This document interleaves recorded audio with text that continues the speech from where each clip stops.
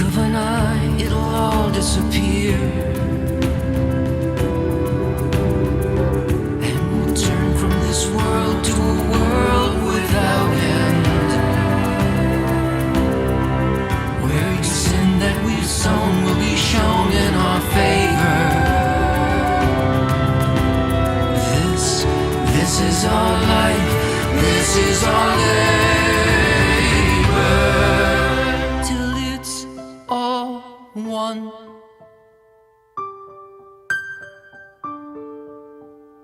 All is one. And it's all one. The light and the darkness, the sweetness, the sorrow, it's all one. The good and the bad, what's past and tomorrow, and it's all one. The near and the far, revealed and concealed in us, all is one.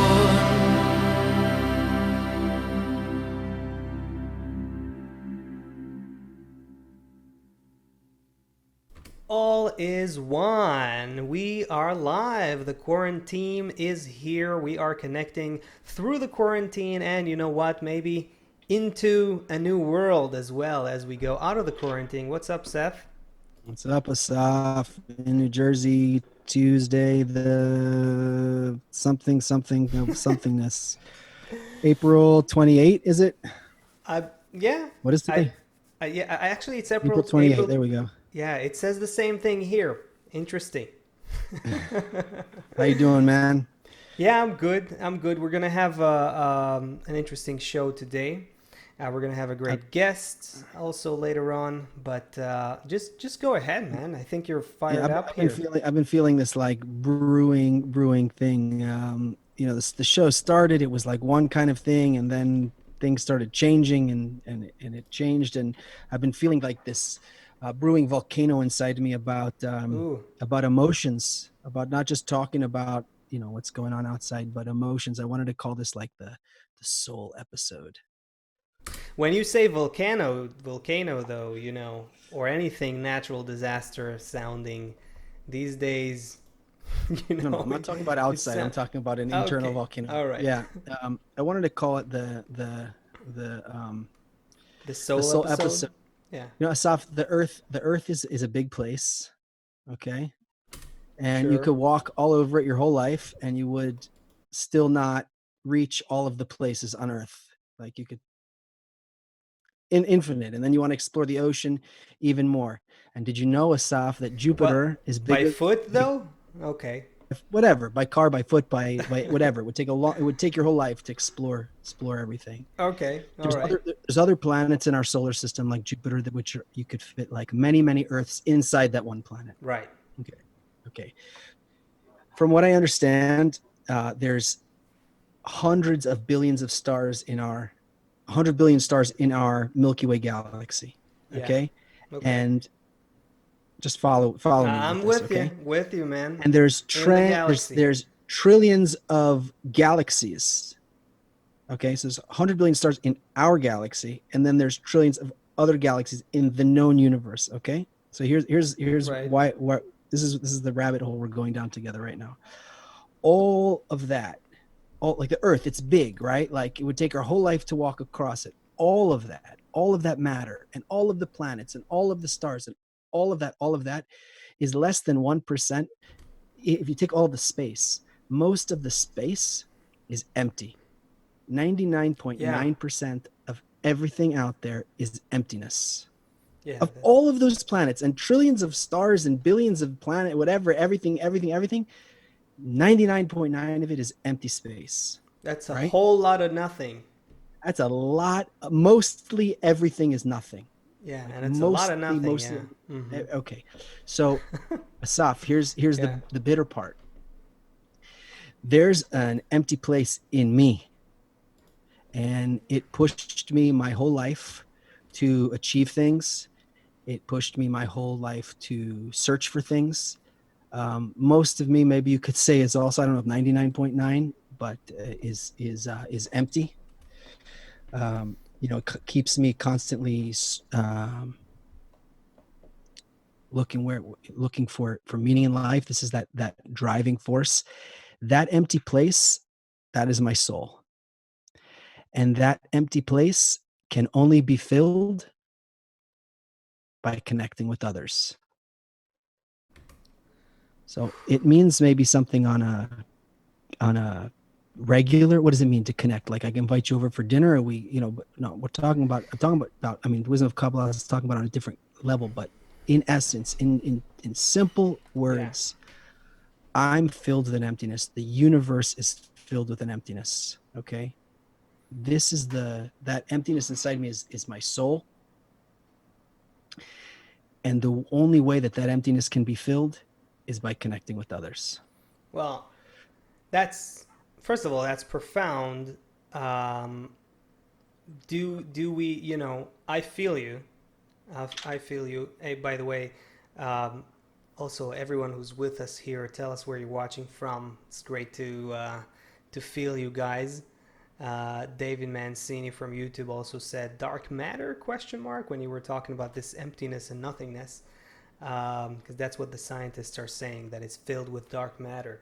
But it's interesting with regards to what you said, that there's this hollow, like, hole of nothingness that people who come to the wisdom of Kabbalah, people who have a deep search for meaning, feel and come to discover that it's filled by connecting with others. The thing is, though, isn't the whole world now moving towards this with the help of Lady Corona and That's why I thought the about it, because magic of nature?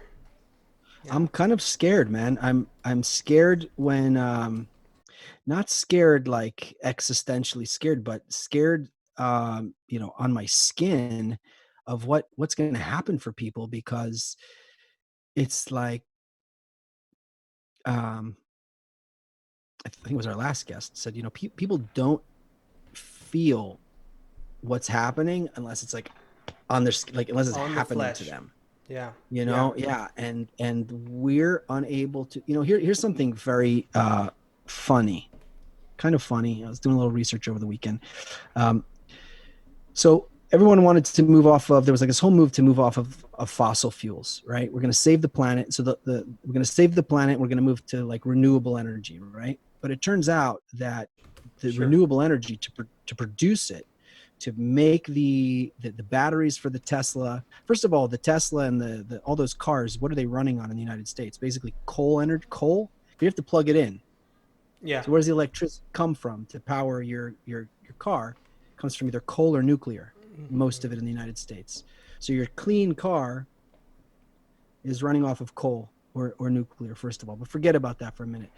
To make those batteries, to make all the batteries that hold that power, and to make the solar panels and everything, it's so destructive.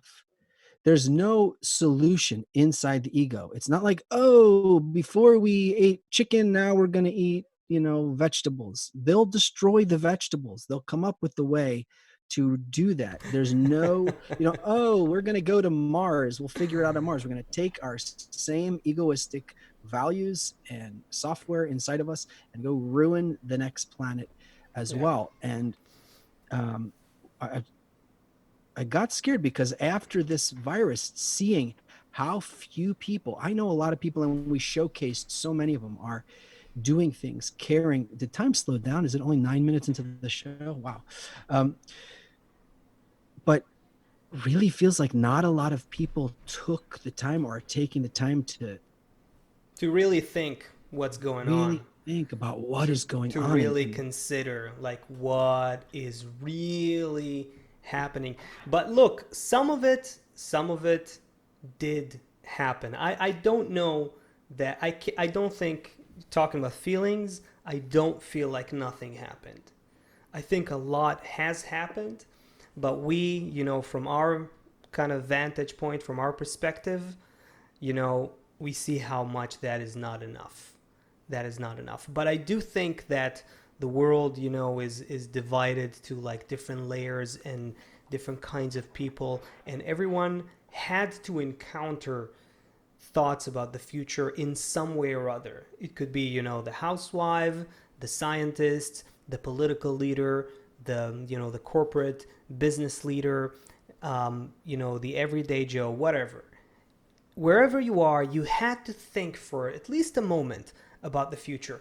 And if you take all those moments of thinking and you just see this in spiritual perspective, with like a spiritual x-ray glasses kind of thing, then you realize humanity did make some sort of a move. It moved, this virus shook us. It shook us from within. But now we need to keep shaking on our own. We need to just start making a move. We need to, and you know what? We need to realize the opportunity at hand. This is the thing that really, really kills me. Like, we have so much research, today that shows that the way we live is not doing good for us. People are not happy working 14 hours a day. Kids are not learning that well at school with bullying and drugs and prostitution and what have you. The economic system is really only great for the few and not the many. There's so much that this old world, the pre-corona world, was not really great at. That why are we, the only reason that we are... There's another thing. It's not just to recognize it though. Okay, so fine. I agree with you. It was bad before. Okay, I agree. I didn't like sitting in traffic. I didn't like getting home exhausted at the end of the day. I get it. But there's another thing, and this leads to so we're going to have this guest on today, Gianni, who created this amazing video, also a Kabbalah instructor. So one of the things he says in the video is that emotional states are shared between people. Okay, so very interesting. So I feel tension in my family, right? It may not have anything to do with my family. We may be picking up on something else. And yet, if we are not educated on how the system operates, then I think there's something wrong with my wife, right? I think there's something wrong with my kids, or I think there's something else going on. If I'm sad, if I'm feeling sad, I need to have the true education about life that the sadness might not be my sadness. I may be picking up on a deep sadness that is in the air. It's not just yours. That's one thing. Secondly, is you don't really know what you're afraid of. You're afraid of what you think is the problem, which may actually be just a step before the solution. So last week we came to the first step, which a person needs to feel it on their skin. And that's where we were 5 minutes ago. That's what we were saying. But now there's another level that we're processing it and thinking about what Gianni read. It's not just that a person needs to feel it. They do need to feel it. Otherwise, if you don't feel it, you're not going to move. Yeah. So the first thing is a person needs to feel it. The next thing is a person needs some kind of education to understand what it is that's going on. What are they feeling? Where is it coming from? How is it working with them? Right? Yeah, we got to put there has to be some education to follow up with the feeling. There has to be. We are, as human beings, we don't just operate by instinct. We learn everything from our environment, from how to walk, to how to talk, to how to sing, to how to dance, to how to live in this world in every sense there is. And because everything we know right now in our short-sighted view in how we think of life is, oh my God, the sky is falling, the market is collapsing, we're not going to have our jobs back. So that's what we're thinking. We're worried about our jobs. We're worried about, naturally, that's the case. On the other hand, we're getting an opportunity to view a whole different world where maybe you won't have to worry about having a job or having food or having clothing. Maybe we can find a different way to organize society around the planet in a way that we don't need to be in a constant chase for self-survival. And that is kind of where we are today, I think, in between. Some people, I think, are already beginning to see the opportunity. Some people are scared of losing the old world. Some people benefited a lot from the old world, their jobs, their positions, their fame, their value, their money, their stocks, whatever you have, they have a lot invested. Don't take this was this was my ride. I'm not I didn't get off this ride. I'm going back to my ride. And I think a lot of people though are beginning to see that there is some sort of an opportunity here to rethink human society, human life on planet Earth. We got to push it though. We got to push it because otherwise nature will keep pushing, and the next virus or the next disaster or whatever it is not going to be nice. Tell you that.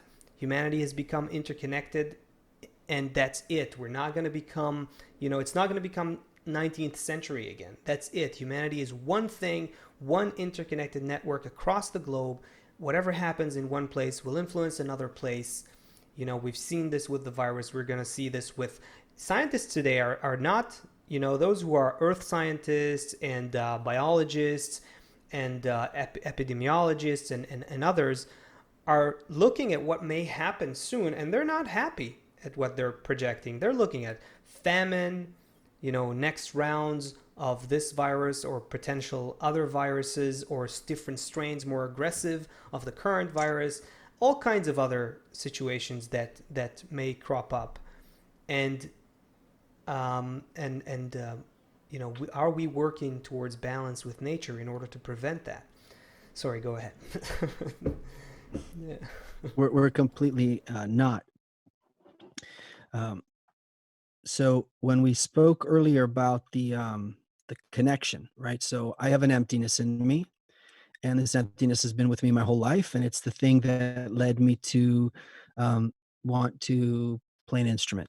It's the thing that led me to want to write a book. It's the thing that led me to want to meet this woman. It's the thing that led me to want to be a father. It's right. It's this some emptiness propelled us forward, right? The only so the premise, not the premise, the what from how we understand life is that this emptiness is a soul, is the birth of our soul, and the way that it's filled is in connection. So what I would like to figure out how to do here is to take that and open it up more so that we can understand it, because we're not talking about holding hands and walking down the street. It's fine to hold hands and walk down the street, but the kind of connection we're talking about is a kind of connection where you wake up and you feel that everyone in the country, everyone in your town, everyone on the block is your friend. Yeah.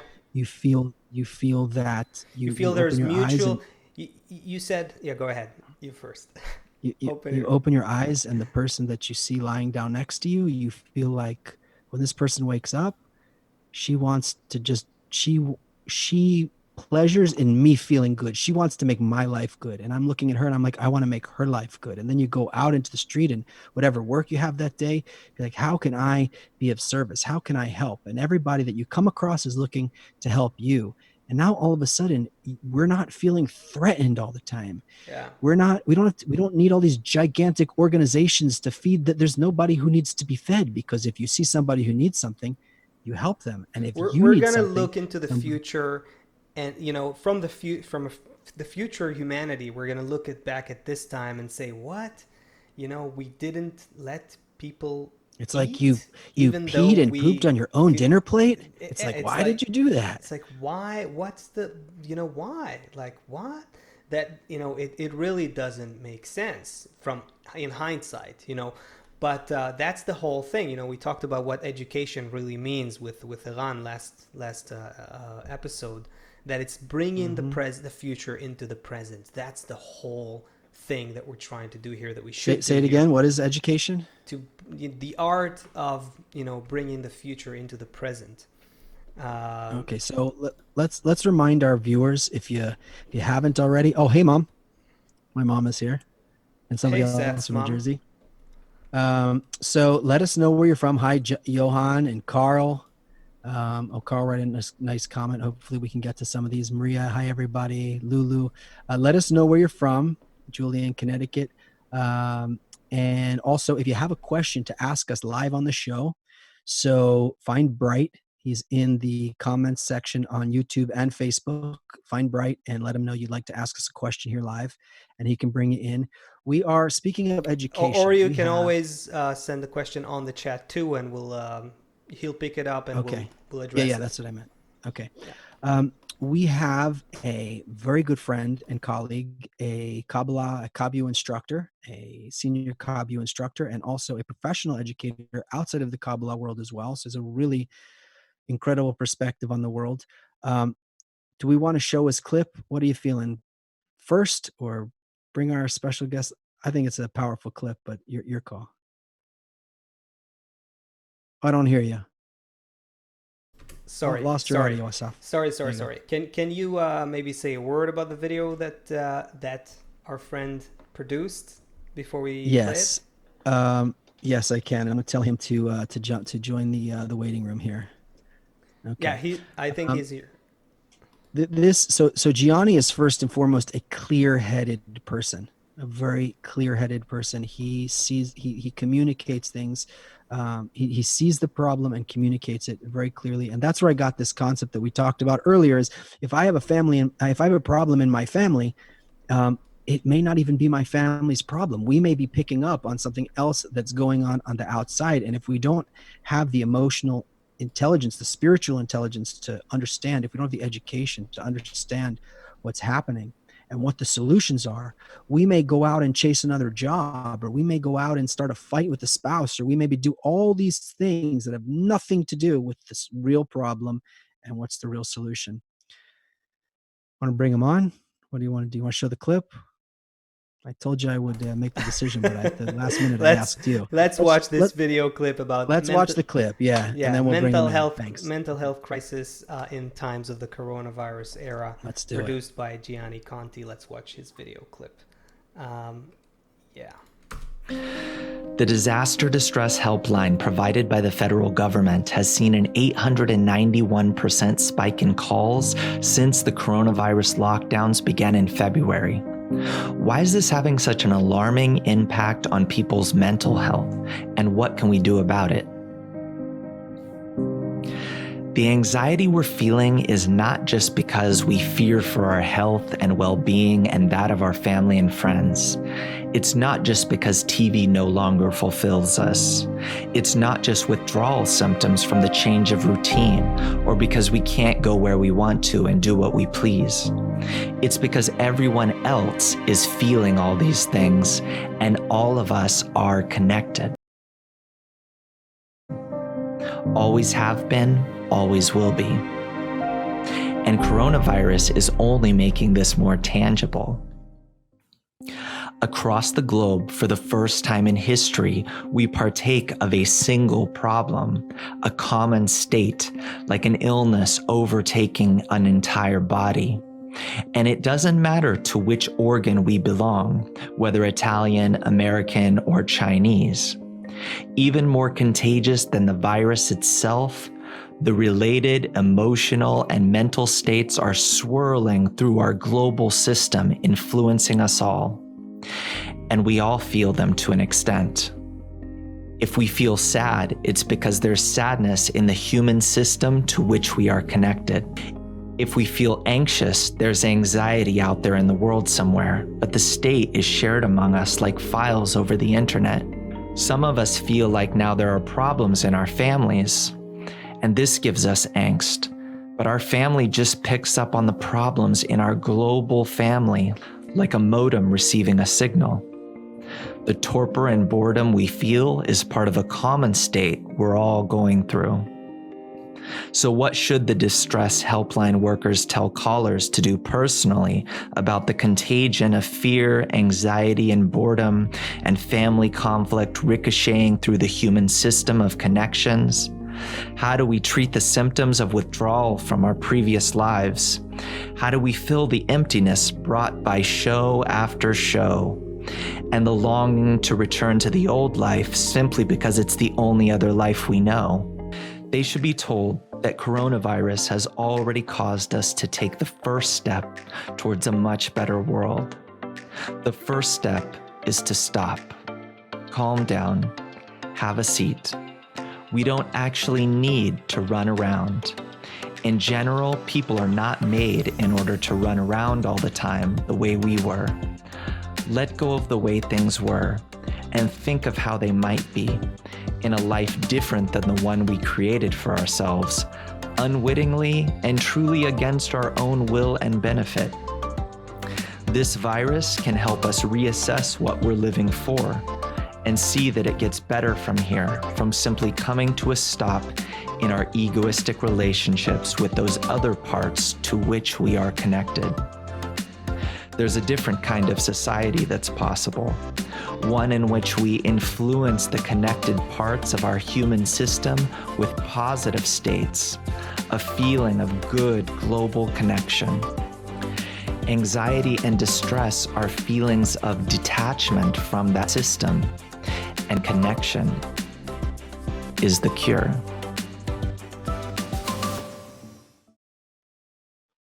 Beautiful piece of content. Gianni, hi. Welcome to the quarantine. Say hi to right. everybody.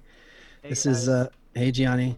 This is welcome to the soul episode, as I unofficially labeled this this episode. So you are the first guest on the soul episode. I just want you to know who you're speaking to here. Bright wrote, "You're absolutely amazing," and then he said that we have viewers from Norway, Alabama, Croatia, Connecticut, Switzerland, NYC, Mexico, the UK, North Carolina, Israel, Quebec, Spain, Miami, Lithuania, Turkey, Ghana, New Jersey, hey mom, and Germany. Wow. So that's who you're speaking to, just so you're clear here.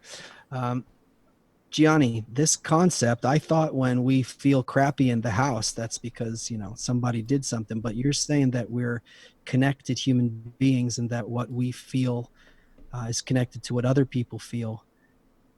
We're here on the show always talking about how we could enter into a new kind of life and what that means and what this coronavirus is an opportunity to do. And some people are very bored at home and their minds are racing. Can you, just as Asaf would say, can you unpack what was happening in that video there and help us to understand a little bit about where we are, what's happening to us, and how we can turn this into something actually greater than we ever could have imagined?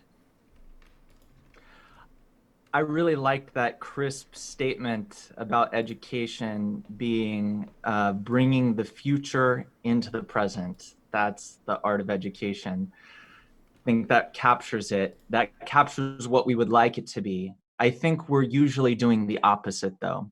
We're trying to bring the past into the present. And I think anybody who's ever quit something like smoking, or I'm addicted to cheese. If I don't have cheese for a day, I start feeling all kinds of weird symptoms.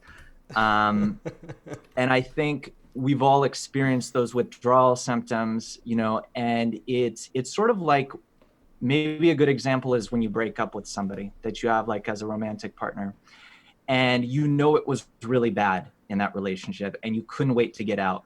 But then when you're sitting in your apartment by yourself, it's hard for you to imagine what could be good besides that person. And then you start contemplating, maybe I'm going to go back, maybe I'll get back together with them. The moment you get back together with them, you're like, what am I doing? This is terrible. It's exactly like I remembered it. Right. And I think that's how we are towards our future state. We're kind of trying to nobody was really enjoying it. Maybe a couple of billionaires at the top. The rest of us, it was just kind of what we had. It was that bad relationship. And now we sort of broke up and we're thinking, well, maybe that's all I know, because we can't imagine how it could be different. We can't imagine that we're going to fall in love again. And it's going to be better. You can never imagine your next love, right? Ooh. Until you meet them. Ooh, and I think that's so the hard true. thing about, so true. That's the hard thing about being an educator, is that you need to know what that future state is. That's the problem. Then you can start leading people towards it. That's right. So you need a super compelling goal. You need a goal, a really big goal or some big vision. And the problem that we're coming up against, that we heard about with, I think, Mutlu when we talked about the economy, is that until somebody feels something on their skin, we called it here, they don't have the power to move, right? Like until the relationship, I guess, gets so bad, you don't have the power to move. And then there's the other thing, which is, okay, now I feel something. So that's the one thing is first I need to feel something. Otherwise I don't know what to do. The second thing is, okay, I felt something, but how do I interpret it correctly? And how do I know what the move is supposed to be? And that's what you just said. You need to kind of see the future. So we're in luck because we have a teacher and we have the books of the sages. You know, we kind of already understand. Somebody asked earlier about the Torah, or the rabbis looking for answers in the Torah. This is, Jan, we'll try and get to this question. It's very important, but what you're thinking of the Torah, and those people, those rabbis are thinking of the Torah is not what we're talking about. We're talking about a pattern of existence.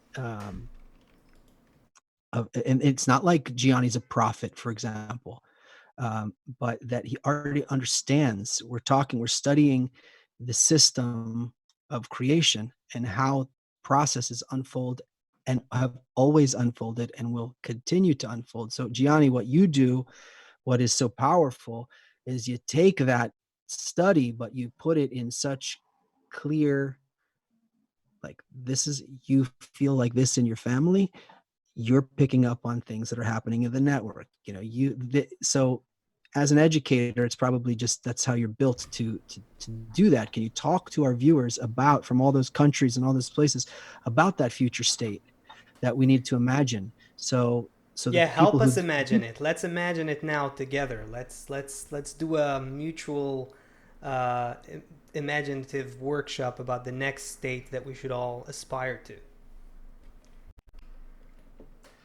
Well, first of all, I think we do have something of that state, because even though if we've arrived at that taste of it sort of unwittingly, we have had those times in life when a family reunion and all the work that it took to get there kind of led to like a special feeling that you're going home with, or on your wedding day, these special connections that you have, even if you just went out with your friends and at the end you're having a deep conversation and like boom, you feel like there's like a there's like a real friendship like going on here.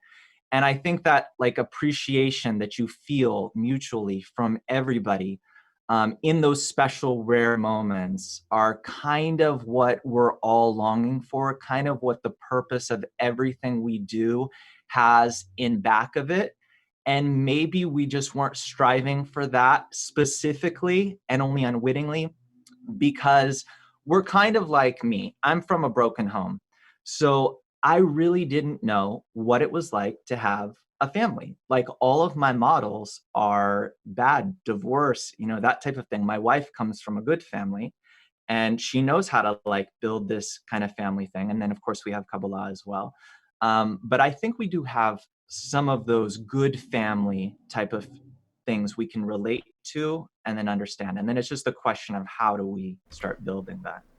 I gotta say, as you were talking, I just had a visceral kind of feeling that I think we all felt. I think the world, this is what we were talking about before, Seth, and now I find like more words for it. When the virus just hit, when we all realized it's not just somewhere in Wuhan in China, whoa, this is happening. Boom, this is happening all over the world. All countries are going into lockdown. There were a few global planetary moments of recognizing that we're together in the same boat. That impression, that emotional impression, I think is something so it's carved into the collective memory of humanity, and those are the moments that we need to, that push us forward as advancing as a global species towards a better future. So as an educator, Gianni, tell us, how can we create these moments? Can we create these moments without catastrophe? What do you think? How do you see it? We have all of the physical actions we do. If you have to go out to a bar, to a restaurant, whatever, with your friends in order to finally reach that moment where you connect, or like all these physical actions, we have the famous famously conductive to connection action that can happen in a relationship. But all of these physical actions actually like bring us to that heart-to-heart connection. I think, yeah, even just we can talking about our future state, and like it was awakened, in Joseph, like, just hearing somebody else talk about it reminds you something, and then you add to it, and you can actually build like any good state between you. So we do have, that's the whole thing, isn't it? Huh? Like we do have the power to inspire, the power to inspire versus, nature's, it's either that, it's either we inspire each other towards, our better selves, our better future, our connected future, or nature pushes us from behind and just kind of prods us and reminds us that we're connected in this kind of negative, threatening way. You know what it is? Yeah, go, Seth. No, go ahead. No, I think if we were to really like pinpoint it, it's like when you come out of yourself a little bit. It's like that moment where Yeah. you're all together type of a thing. And it kind of brings you out to that family atmosphere, or like you were saying with it becoming not just a Wuhan thing. And I start like, oh, I'm in a whole world and it's all happening.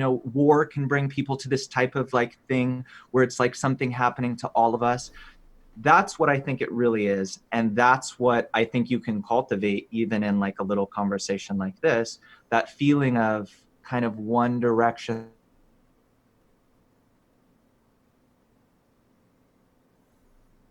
Like brought me into that zone. So Gianni, is that my computer? It feels like Gianni's freezing a little bit. A little bit. A Okay, little bit, but okay. I think he got out of it. Okay, good. So, all right. So there's some people. Okay, so here's the thing. You can get billions of people to buy food that will totally make them sick, right? If you have really good marketing and the price point is right, you can get people to purchase day after day the same thing that will actually be making them sick, right? So there is a way, if you're clever enough and you're good enough at it, to people will listen, I guess is what I'm saying, to almost anything. I hope somehow people figure out how to get everybody to love. Okay. But let's start with our work now, because the people who are watching this show might not have the ability to be gigantic marketers and and do that. And if you are, please let us know. We'd like to sell, not sell, but to spread. Let's free. You don't have to pay anything here, but spread love to everyone. But to start, I think that there is a person feels overwhelmed, Gianni, because there's too many people in the world and I can't reach. And I mean, we're on Facebook, right? And we got 100 people between Facebook and YouTube. I mean, it's like, how far can you reach? But here's the thing. The people who can't hear, they'll pick it up through the network. Like even when we were saying about the bad thing, I may feel something bad in my family. It may not be for me. It may be because it's in the network already, right? It's in the field. So those people, we don't have to worry about fixing 1 billion people. We have to start. The people who are awakening to this now need to begin to build these connections and start being these beacons, projecting out these good connections that you're talking about, like happen in families or in sex or these other things that people, all of these bodily things happen until finally you feel, the hearts feel one. Right? We go to a bar, we drink a beer, and then, the hearts feel one. All these physical things have to happen until the hearts feel one. So what I hear you saying is we need to find a way for the small amount of people who are prepared for this, who already feel it on their skin, who already want to know what's the answer, to start to become beacons of this and be putting this into the field so that the other people, instead of sitting at home and starting to fight with one another because they think there's some problem, we're starting to feel sad because they think they have some problem. And what is actually happening is they're picking up on what's in the field. We turn it around and we start projecting into the field this love and connection. And then they wake up one morning and say, maybe it is an opportunity. Maybe this whole virus is an opportunity for me to rethink my life. Or maybe I'm gonna have a little more patience with my spouse. Or maybe let's just sit down and read with the kids or something today. Yeah, I don't think we just need there to be a connection happening. Like a lot of times I'm busy and I hear that quarantine's coming on. And it's just because I hear like my friends saying like, hey, it's on, that I actually click on. And I have no intention of clicking on. I don't want to join it. And then I get like addicted. I'm like listening and I can't. I think first I'll just have it in the background. But there's a connection happening. And I think you are drawn to that. It's there's no doubt that we are social creatures. It's we're wired to connect, and we're constantly being socially engineered, and we are highly malleable. Like our definitions of what's good and bad and pleasure or suffering and what is pleasurable, and everything is completely engineered by our surrounding environment and our social values, to the point that it's like a fish in the water that can't figure out that it's in water because it doesn't know anything else. We're so influenced by society and social values that we don't realize that it is so. And so it's like, this is the thing that we're kind of fighting here. On the one hand, we are pushed to go back to the old world. Even if you want something new, the current life that we have, the concerns immediately as governments are starting to talk about, removing the lockdown, immediately. And before that, people's minds are going like, oh, gotta go back to work, gotta go to this again, gotta go do that again, gotta. And then it's like the window of opportunity for thinking, the capacity for like stopping and thinking what the heck is going on, where are we going, is the window's closed.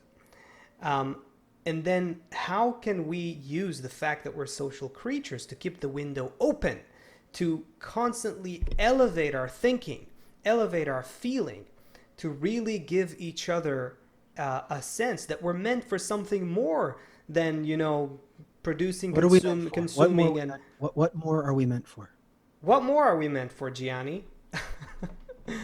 Tell us in your words. I think that what Seth brought up earlier, that really we are, like scientists now say, that our brain is like a modem. We're experiencing the whole world, all of those states, writ small. We're experiencing like a fraction of all of the states that exist, but we're unaware of it. We think it's actually happening to us and it's our life, but really we're just picking up on all these states. And I think that is also tied to this invitation that we have to come out of ourselves, that we've had those feelings, that is the good feeling. It's when through the connection between people, you get to come out of your individual fractal that you're feeling and actually feel that whole. And that's the most wonderful feeling of all. Even if we've only tasted the beginning of it, that just a little bit I can forget about myself and kind of live in what's happening in the others, I think we can sell that. Instead of all of the forms of connection that, the egoistic forms of connection that really all of the marketing and advertising in the world is all about selling those. If you have this car, you'll get attention, you'll get affection. If you have some, and it's all a negative form. I think we could totally sell the other kind, and people would buy it once they get that taste. Think about almost every single show like that is in the Netflix. Like I was looking the other day, I couldn't even believe it. Like every show is just about like unfaithful relationships, lying, bank robbery, stealing, killing someone, drug lord. I was like, okay, and of course, we thought about it before. Maybe our kids shouldn't see so much shooting and stuff like that, but there's, and then you turn on the news and it's like, this is horrible, and this is horrible, and this is great, but it's against him, and that one's great, but she's against her, and this is like there's nowhere for people to go except places like this And then in the comes the mass media. lockdown, and March becomes the first month since like the 90s where there's no mass shooting in America. No school shooting The month of the lockdown was the first month since the since the 90s that there was no 90s. mass. Yeah. Imagine like what we're talking about here if like you go into your Netflix feed and there's like all kind of things that we can't even think of stories like that, because like, well, why would it be good? Why would I want to watch it? Where's the drama in it? But imagine if all of the kind of content that we're filling ourselves with is all inspiring, is uplifting, is about love, is about connection. Of course, I mean, every story needs to have the deep, soul moment. You can't just eat candy all. I mean, you can't just eat like sweets. That's not what we're saying, but that the messages are these messages of hope, and we start to fill ourselves with all of this kind of content. So you start to feel this world is full of my friends. People care about me. I care about people. It opens up a whole new way of existing It completely. it literally is a higher level of human existence. That's why it's so difficult for us. You know, I let, I go think ahead. actually I think you could create a drama though if you let like the human divisiveness unfold. But every time it unfolded, I could imagine like a Big Brother type of, household where you let the fighting kind of unfold naturally as it does in any place where people are living together. And then every time it unfolded, you had to actually sit together and correct the connection. Two Mm-hmm. people are at odds at each other's throats, and then you go through this process of watching them actually not wait until time will finally work it out or not work it out, but you actually make them sit together and connect above it. I think it'd be very dramatic. We know this from the group, when you have a situation between friends and there's something really exciting about this forced moment where you have to put the two together that had a fight, and you have to surround them with a loving embrace and let the It's force of impossible nature. to it's impossible when you're in that situation, if you're one of those two people, if the more you cling on to your ego, the more impossible it is to get out of the conflict and solve it. And the only possible way and it feels like death when you're in that moment, but the only possible way to get beyond it and to get to that moment, that the heart connection again, is to leave your ego behind. Leave all of the, like you said, we're always bringing the past. You did this and you did this and you did this, but you said this, into the future, right? And look at this compelling future we can have together. Guys, let's I'm just saying there we still have this question from Jan Golden, and since we were three CubU instructors here, I thought maybe let's take advantage of this opportunity and You really want to go around a corner here, don't you? answer her question together. How about that? Let's do it. Let's So do it. Jan Golden was asking earlier, so are there learned rabbis looking for answers in the Torah today? So How about her first question? there was another one. The first question she said was, are the learned rabbis looking for answers in the Torah? She said, I thought she said, is what's happening related in the Torah? Is everything that, Let's answer that as well. okay. So first, I would say this. I'll start. Okay, Okay. I don't know what the learned rabbis are looking into because Kabbalah doesn't have anything to do with rabbis. It predates religion to begin with, and it talks about the system of laws of nature that connect all of reality and all human beings. So that's just to to put things into perspective in terms of what Kabbalah is and is not. But if we really understood what the Torah means, according to the wisdom of Kabbalah, we'd understand that it talks about the program of nature.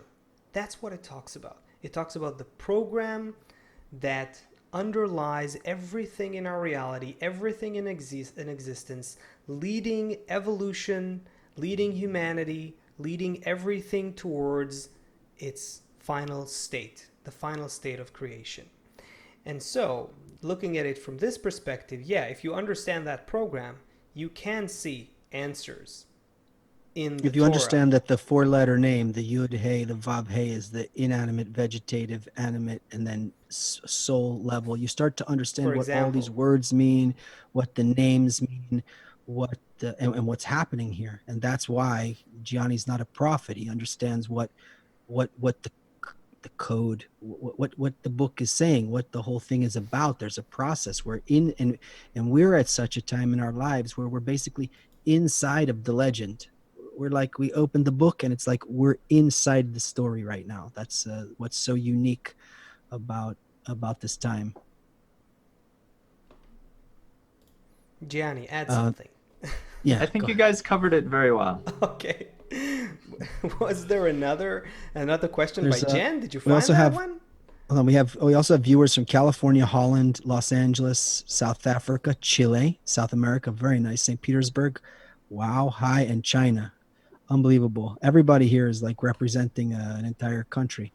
So let's say that, Jan, if you are interested, though, in knowing about the authentic wisdom of Kabbalah, so here we are talking, obviously, in a light way. We're writing on top of current events and giving the world view through the lens of Kabbalah, but we're not getting deep into the study. Bright, if you can put a link to the course in the chat. Also, if you can, Gianni, the video that we watched earlier, you are on YouTube and you are on Facebook, I believe. We definitely have the YouTube link. We're going to put it here. So Gianni is also an incredible content creator like this video. Really easy way to, yeah, Asaf, you want to say I want to something? plug something. While yeah. we're at it. Gianni here is also working. He's working on a bunch of things on many levels, in many worlds, in many realities. He's in the whole multiverse. So one of the universes he's in right now is actually working on a very special kind of course related to the hardcore of Kabbalah, but brought down to a level that people can understand. Gianni, can you talk about it in a minute and just say there's still time until this thing becomes takes shape, but tell us a little bit just to give people a promo.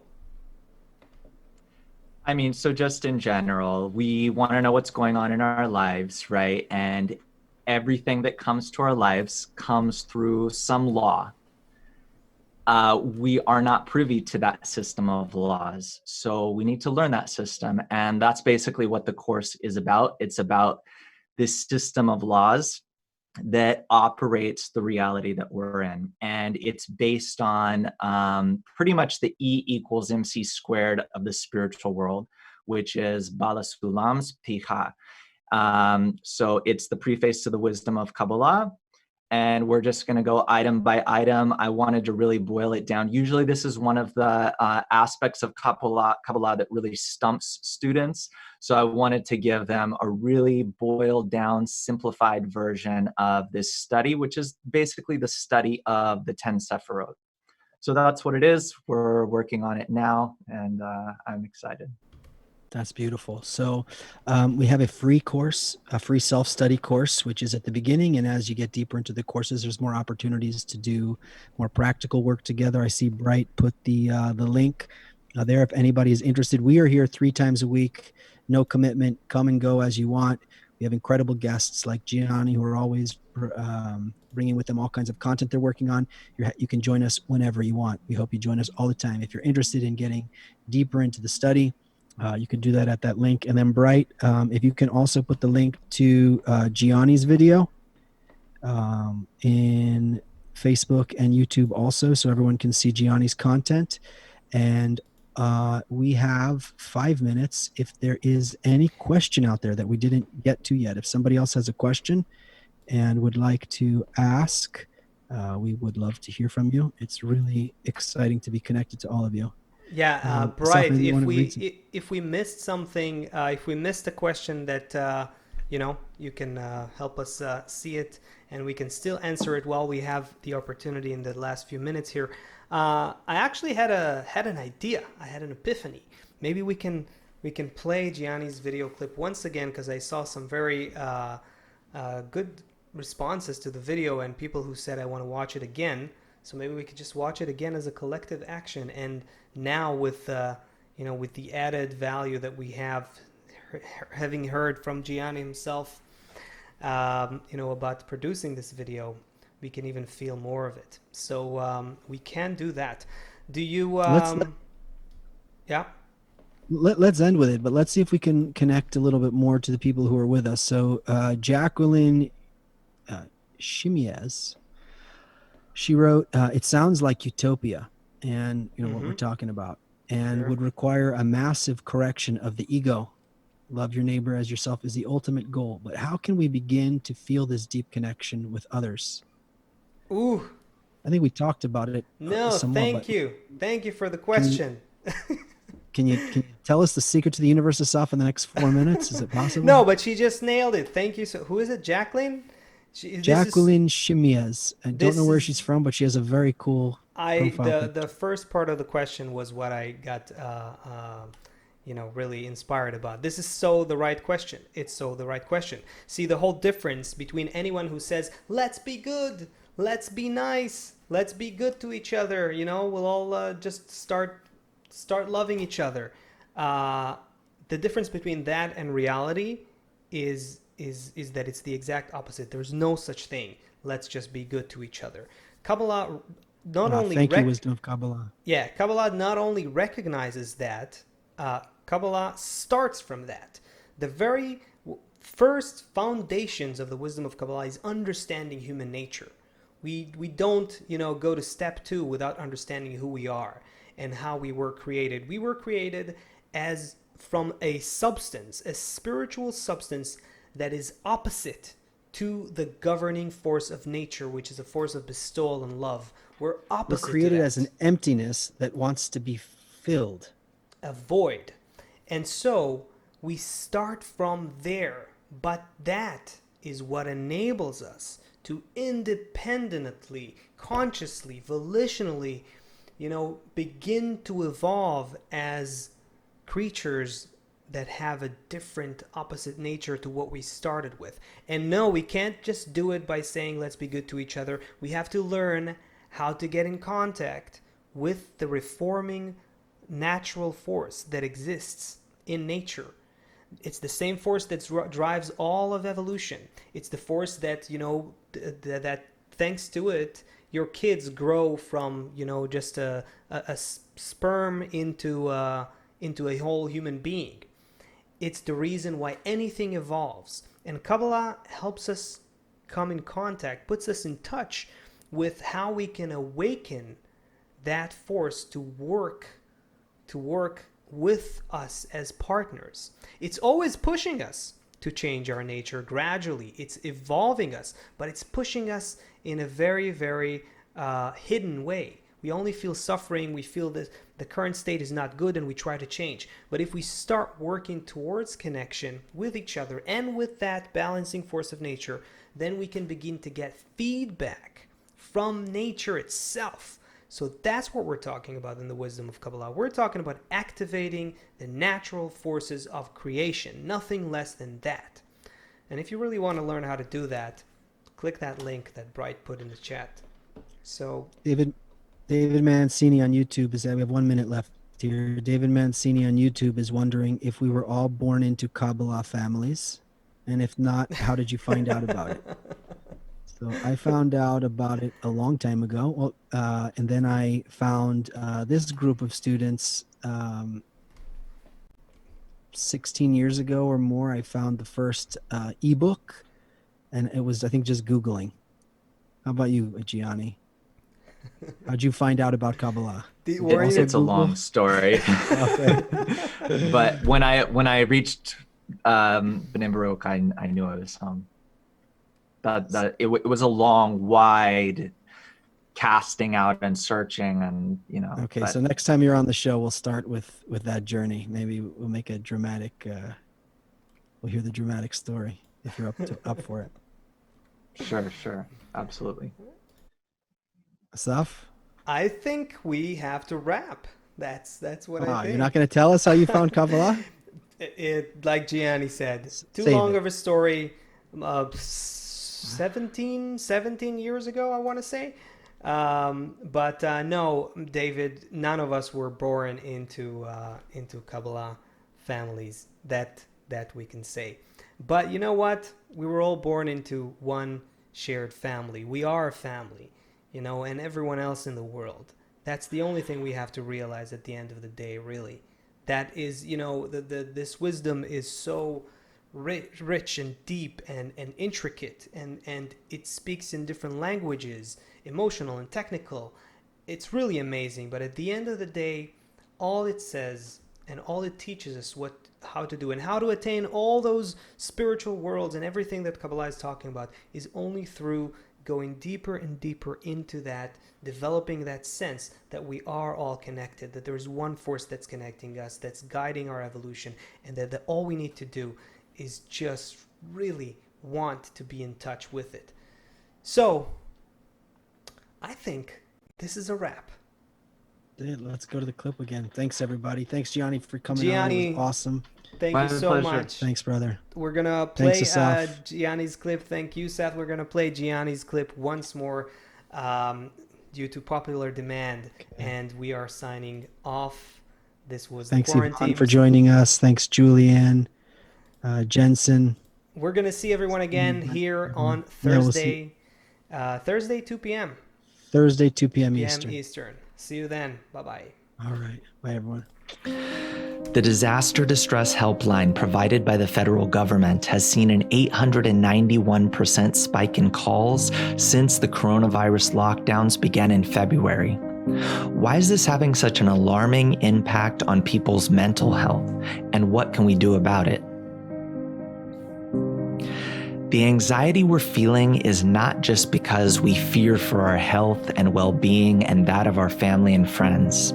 It's not just because TV no longer fulfills us. It's not just withdrawal symptoms from the change of routine or because we can't go where we want to and do what we please. It's because everyone else is feeling all these things, and all of us are connected. Always have been, always will be. And coronavirus is only making this more tangible. Across the globe, for the first time in history, we partake of a single problem, a common state, like an illness overtaking an entire body. And it doesn't matter to which organ we belong, whether Italian, American, or Chinese. Even more contagious than the virus itself, the related emotional and mental states are swirling through our global system, influencing us all. And we all feel them to an extent. If we feel sad, it's because there's sadness in the human system to which we are connected.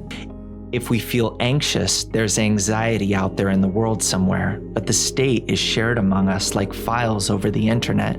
Some of us feel like now there are problems in our families, and this gives us angst, but our family we're all going through. So what should the distress helpline workers tell callers to do personally about the contagion of fear, anxiety, and boredom, and family conflict ricocheting through the human system of connections? How do we treat the symptoms of withdrawal from our previous lives? How do we fill the emptiness brought by show after show, and the longing to return to the old life simply because it's the only other life we know? They should be told that coronavirus has already caused us to take the first step towards a much better world. The first step is to stop, calm down, have a seat. We don't actually need to run around. In general, people are not made in order to run around all the time the way we were. Let go of the way things were and think of how they might be in a life different than the one we created for ourselves, unwittingly and truly against our own will and benefit. This virus can help us reassess what we're living for and see that it gets better from here, from simply coming to a stop in our egoistic relationships with those other parts to which we are connected. There's a different kind of society that's possible, one in which we influence the connected parts of our human system with positive states, a feeling of good global connection. Anxiety and distress are feelings of detachment from that system, and connection is the cure.